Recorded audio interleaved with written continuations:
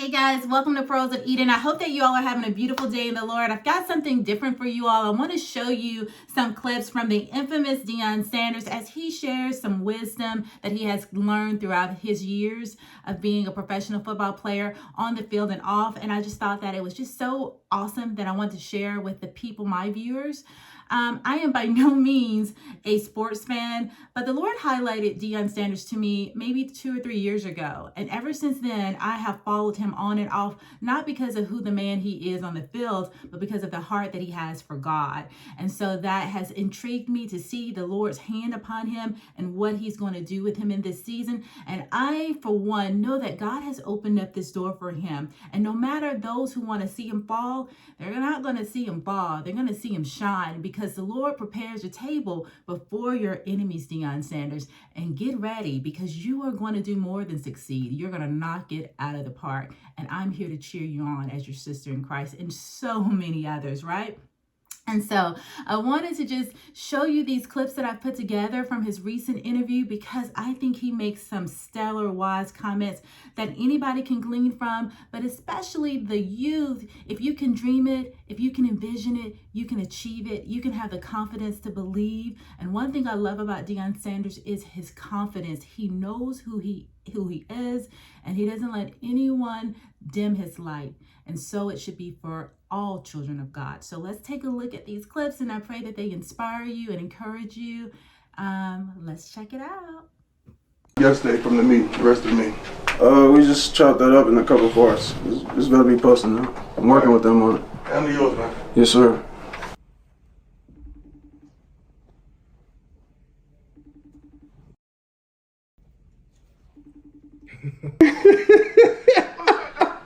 My dog.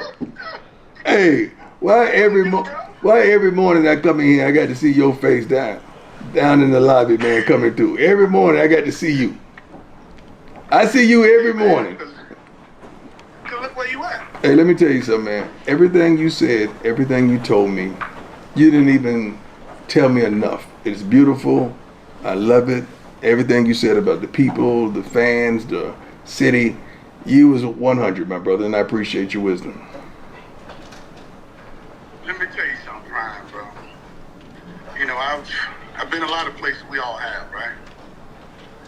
And when I saw your name come up in a hat, and knowing the kind of man you are, the things you believe in, the things that you and I have spoken about for many years, the times we spent together when going on our little vacations, Yeah. right? I said, I don't know if he knows what he about to walk into. That's God's country, Brian. Yeah. I saw when you were speaking in tongues on the balcony, and I understand it. Yeah, that was 100, man. Yeah. The people, the ones who come to see, because they believe, Mm-hmm. and they know you coming, and they want to go with you, they're going to see. They're going to see. In the facilities, I mean, it's you, man. Let me tell you something, you've done so much great stuff for kids, man, through the youth leagues. Thank you. You know, to the Under Armour camps that you created and things that you've done to get these kids those outlets, bro. You know, and to see you do what you did at Jackson State. Knowing where you come from and what you've accomplished, to take on that feat. Come on, bro. Thank you, the my brother. blessings on this end, and it's not a condemning or any way, form, or fashion of anything, because we have our road that we have to travel. Right. And God will put you in places and spaces to do what it is you're supposed to do, to make people call out his name, as you've done on multiple occasions. To then see you in Colorado, it's like walking down the street, you're going to get to a corner. You'll get to a stoplight. Right. You'll get to a stop sign, right? And it's automatic. It's just going to happen. Right. And for you to be there in the bed, you got all my blessings, bro. Man, I appreciate it. I need you to bring your butt down here and spend some time with my son. Because you quarterback here, you quarterback there in the NFL, you know. I need you to just come down here on a weekend or whatever and kick it with me, shorty. Okay, I'm coming. Just let me know when I'm allowed to, when we can. When you allowed to? You were wrong to him. What you mean? When you allowed to? First of all, you my brother, and you royalty here. So stop. Well, you know what I'm saying, for us, when y'all have time and things are open to do, because I don't know how it operates, and I don't want to be, No. You ain't. No. You know, nothing illegal. You are royalty here, and you my dog. You my friend, my partner, my brother. And you're funny as don't know what. Don't start playing, because you're going to start playing. Don't even start joking and clowning. We'll have a nice, inspirational, spiritual moment. Don't even mess it up, because I know you. I ain't gonna mess, I swear I won't. Yeah, I know you. Look at him. Be honest with me. When you first got off the plane to see that, what you said, dog? Be honest with me. You know, I don't cuss, but I almost use profanity. Every day, I'm sitting at my desk right now, and I'm looking at the stadium and mountains, man. You have no idea. I went and looked at a crib yesterday, and all I saw was just beautiful. It was so beautiful, just the scenery. I was like, oh my God. So I'm thankful, I'm appreciative, man. But no, more than that, the wisdom you gave me when I called you about it, about just contemplating it. And I thank you for that. Hey, man, I know good people when I see them. I mean, it's time. I mean, all due respect to all the other coaches coming through, it's time, bro. Amen. It's time. It's time, dog. If you can, you can. Everybody will call me. You know how many calls and tweets and texts I got? Because they know how close you and I are. Yeah. They talking about coaching, they talking about going seeing, they talking about going back, and just I know you happy. And I said, let me tell you something. When it comes to entrusting somebody and giving somebody something, and you can actually put your name on it. Dog, I slept hard that night after finding out you had the job. Because I said, look at this. I said, look at this, boy. Yeah, you ain't say that. I know what you said. I know.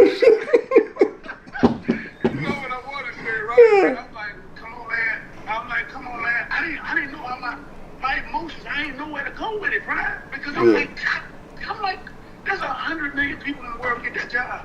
Literally. I'm like, this dude, this man, this one. I said, shit. I want to cuss. You know what I'm saying? That's right. I want to cuss, but God is good, man. Put this stuff on the wall behind you. Yeah. Make it, it's yours, bro. Yeah. Take it back, Brian. Take it, Brian. It's yours. It's yours, bro. You got it. Bro. No, it's ours. We just gonna pick up where you left off, my brother. Because you left off, y'all what y'all did, and I want you to get all those guys together, man, and bring them back in the spring for the spring game, and you know, pour into our kids, man, because we got some dogs coming, man. We've been talking about it. And Okay. just trying to find the right time because everybody's schedule's so crazy. That's right. But you know me, selfishly, I'm like, I'm coming. I know you coming, baby. That's the theme. I'm coming.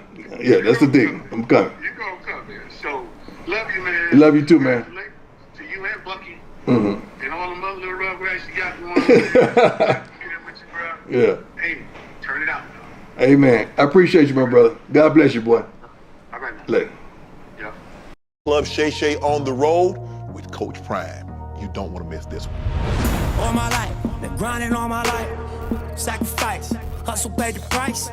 Want a slice, got to roll the dice, that's why. All my life, I've been grinding all my life. Look, all my life, been grinding all my life. Sacrifice, hustle paid the price. Want a slice, got to roll the dice, that's why. All my life, I've been grinding all my life. Man, you love getting pampered. I wish I was getting pampered. You know, pampered with 8 toes. Man, what a big... Oh. You ain't no good. See, you ain't no No, I good. just said... You told me we was going to be serious. I thought you was magic or something. You just hide it. Boy, look at him. You like, dog, I can't be serious with you before about 5-10 minutes. I brought you something. They're going to kill me, but you're going to bring me something. Yeah. Ooh. I took care of you. I took care of you. You always do. Yeah, I like this, dog. I know, because I know what it is. And I think I love the colors. Oh, Jesus. Oh, yes, Lord. Shay Shay. A black and gold dog. Yeah. Only me and you got a pair of those. You ain't no good, but sometimes you good. Do I take care of my dog? You do. What do you get the person that has everything? More of everything. It's a rough year last year. Was that the big toe that you injured, that hurt, that really took? I had 3 surgeries for that. But it was a turf toe, wasn't it? Turf toe, yeah. That's what started everything. Yeah.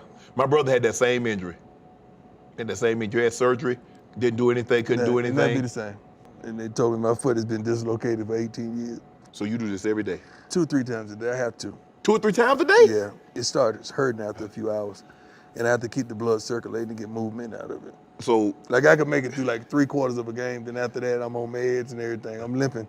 I got a little stroll at the beginning of the game. About the third quarter, I'm limping like crazy. doc, how long you got to live with this?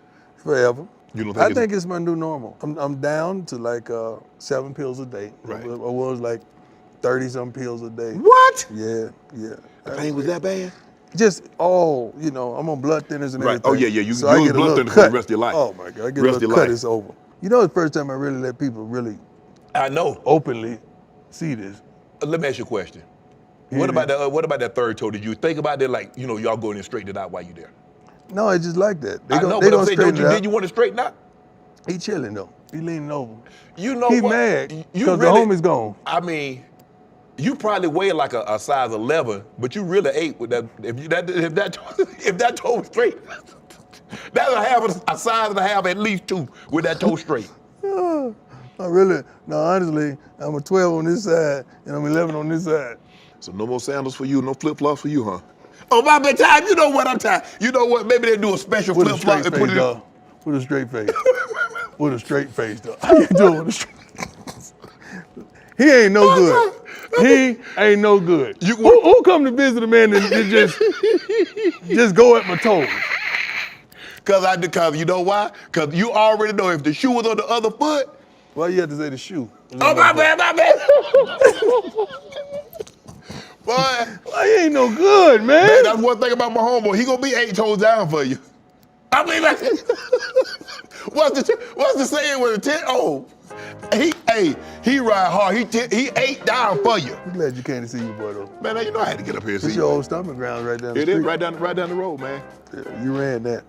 They said you're gonna be the highest paid coach in Colorado history. Now the AD say he ain't got no bread. He ain't got no bread for you. He got no bread for you right now. So they might be selling some the fried fish dinners. Well, I tell you what, I ain't here for money no way. That's a good thing. Right. Because Shannon, you know we had offers, man. Right. But it wasn't about that. It was about Rick George made me feel comfortable. He made me feel like we were gonna do this together. He made me feel like this was a need, a desire from the city, from the fans, from everyone, that I felt like I was the guy for Right. this job. And you know, I prayed on it. Right. And we were definitely led here. And I'm excited. I'm excited because God always with me, he does the unlikely thing in an unlikely place. Right. And see, Jackson forgot. I read the stuff that they were saying when they first hired me. I saw the looks when I was on stage of the people twisting their face up. You know, like we was at church and I was a pastor that wasn't giving the best message that they wanted to know because there was conviction involved. I knew what time it was. You felt they were saying, or you felt it, that you only got the job because of who you were, not that you were qualified to have the job. There you go. But now. Now. So I love the challenges, man. Right. What we all thrive on, though, real men. Yeah, well, challenges, yeah. Thank you. I love that. But the opportunity, you know, Yeah. we say we want our black coaches to get opportunities.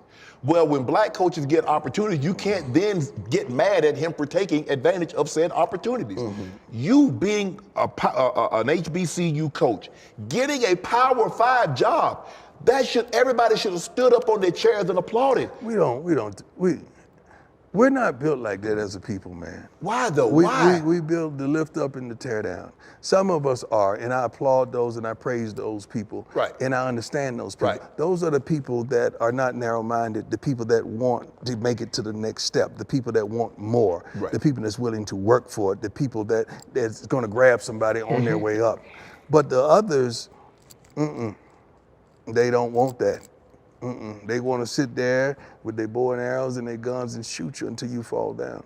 And they don't understand that does not make them higher to shoot you down and Because stand you on failed. top You're of not all of a sudden higher because he failed.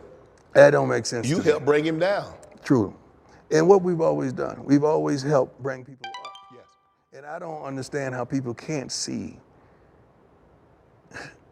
our history, not just his story, Right. but our history has proven that we win. Right.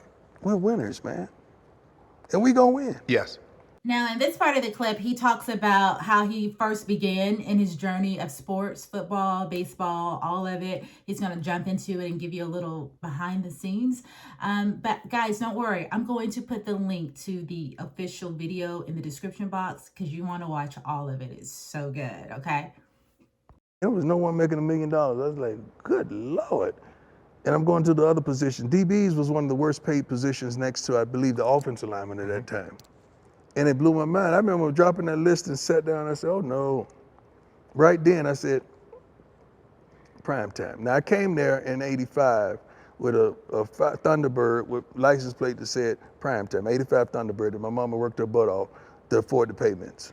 And it was already prime from playing basketball in high school. So I took that name and just started building a brand. Like, you could hate me all you want, but you want to see me play. So I had a black book. Most people had girls' numbers in their black book. I had quotes in mine. I'm the best thing since peanut butter and jelly. You punt the ball to me, you might as well get ready to hit a band. Throw the ball to me and at me and get ready to make the tackle. It was all these different quotes that I knew they were gonna come, and I just had to effectually put the quote in the right place. So I built that thing, and I be darned, I run a punt back. What did you see on that punt? I just tell my punt return team, when I get it, just drop down to the ground so I can see. It was stuff. It was just stuff like that. You know, it was just stuff like that. Oh, just block 4. I got 7. It was stuff like that. Right. And slowly we started building that thing, man. And it worked. Your famous quote: "If you look good, you feel good. If you feel good, you play good. If you play good, they pay good." That was dead serious. That's way back in college. I think I went to my last game renting a black stretch limo. That's when everybody was in limos back in the day. And I had this tuxedo with a Houdini hat. That's what I wore to my last game. Right. Because I knew that was it. I wanted to go out in style, and it was look good, feel good. It was just, that was just my aura, like neck full of gold. See, the chains was what everybody had in Florida. And that's how everyone was judged or ridiculed. Like if you had more weight, you was more significant. And back then, all the drug dealers had the weight. Right. So I didn't like that. So I was trying to show the shorties, you can have all this, but you can stay right. You don't have to take that left. Right. Because these drug dealers, they never get old. Right. I ain't never seen a drug dealer get old.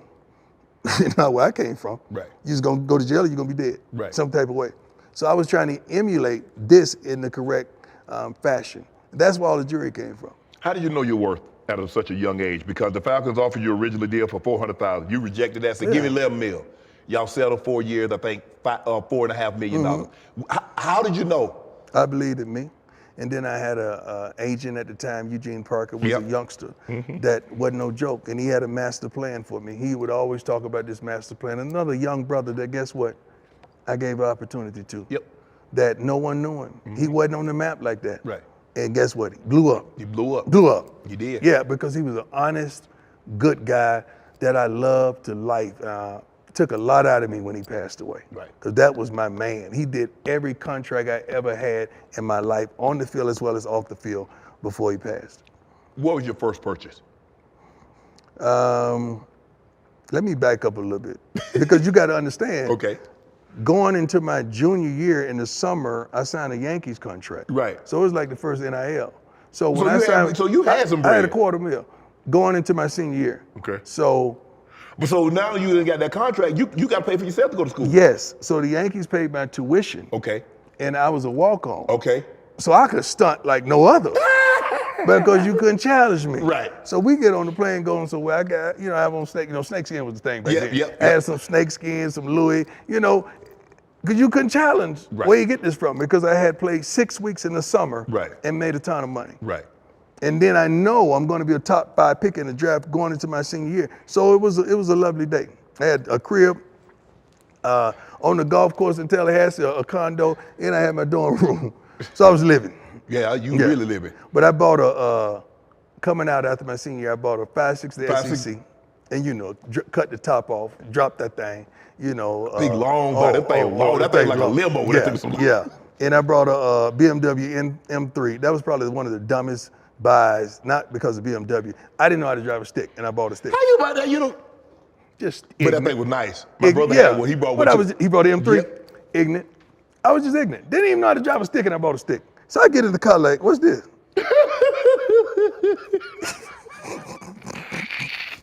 I'm glad we can talk about this stuff now.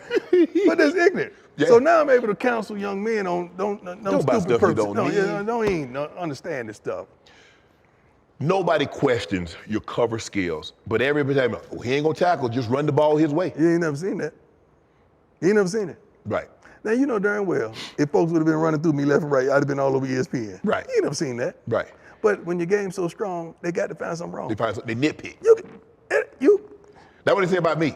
You ain't come to see me block. You come to see me catch them tubs. But they ain't never seen you giving up nothing. No, absolutely not. But they got to say it just to say something. They ain't never seen me. Ain't nobody running through me, running over me, and running past me. They never happened. When did you realize you were different? How old were you when you realized that I'm not like these other 10-year-olds or these other 8-year-olds or these other 13? I think when I came out the womb like this.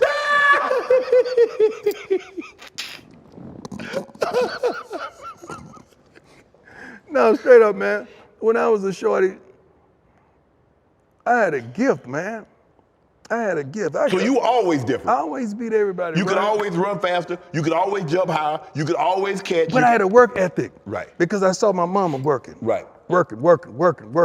She wasn't there at night because she was working. So I had to get up. And I was always ahead of my time because I was always mature. Uh-huh. So I get up and iron my stuff and get ready to get myself to go to school. You know, I'm gone. Right.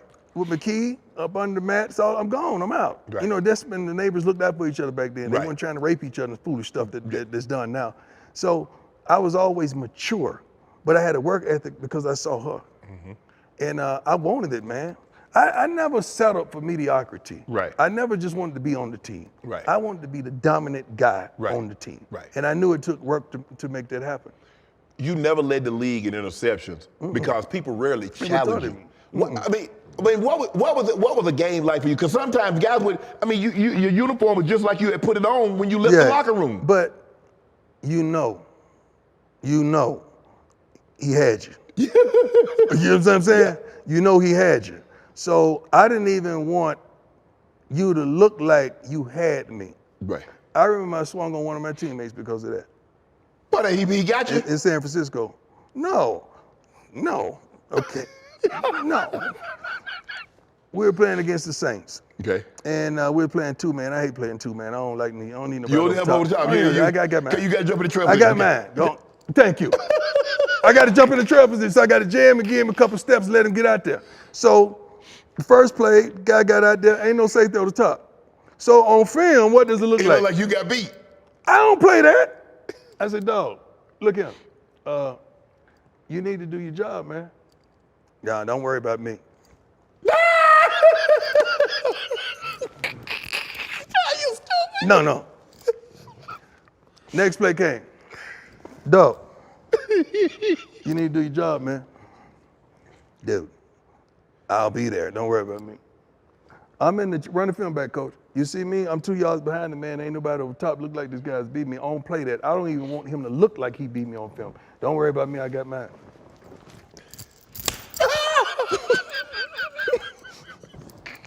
Okay. You gonna do your job now? I'll sue you. Let's go. I might as well get mine in then. It was like that. So you went to the game with a mindset. I don't care who it is. Jerry Rice, Chris Carter, Michael Irvin, Sterling Sharp. Y'all ain't getting nothing. Got it. Leave your brother out of this now. Leave your brother. Hey, he said that. Sterling, I ain't got nothing to do with that. He said that. Your brother's too big and strong and physical. We ain't talking about that. Hey, man, look here. First of all, if you back off him and he catch a hitch, who gonna tackle him? And then you get up there where he could grab you, he getting every slant he want. Tim McCarron, come on over here. I ain't messing with that. You got that.